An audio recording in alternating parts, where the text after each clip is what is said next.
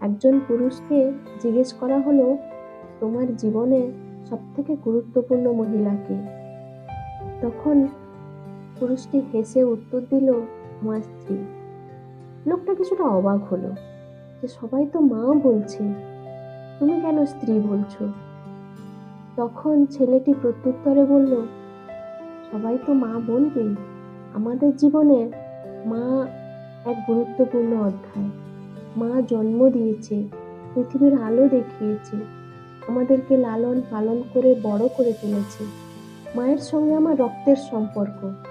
তো মা আমাদের জীবনের এক গুরুত্বপূর্ণ অধ্যায়। মা ছাড়া আমরা অচল।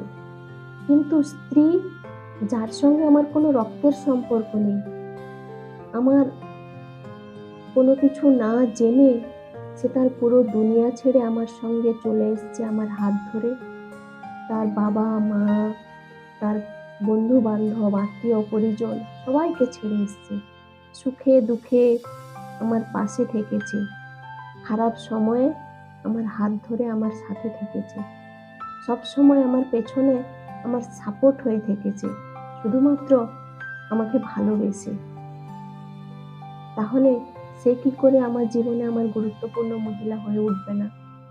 বলতে পারো? যেখানে তোমার কদর নেই সেখানে তুমি যেও না। যে তোমাকে বুঝতে চায় না তাকে তুমি বোঝাতে চেও না।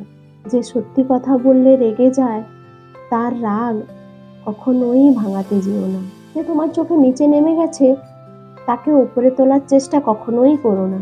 জীবনে কোনো সমস্যা আসলে ভেঙে পড়ো না। যে আবহাওয়ার মতো বদলে যায় তার সঙ্গে কোনো সম্পর্ক রেখো না। সবাই বলে জীবনে সফল হতে গেলে ধৈর্য ধরতে হয়, কিন্তু এই ধৈর্য জিনিসটাকে ধরে রাখা বরাবর কঠিন হয়ে পড়ছে। এই চলতি বছরে সেটা আরো কঠিনতম হয়ে উঠছে। আজকাল স্বপ্ন দেখতেও ভয় লাগে।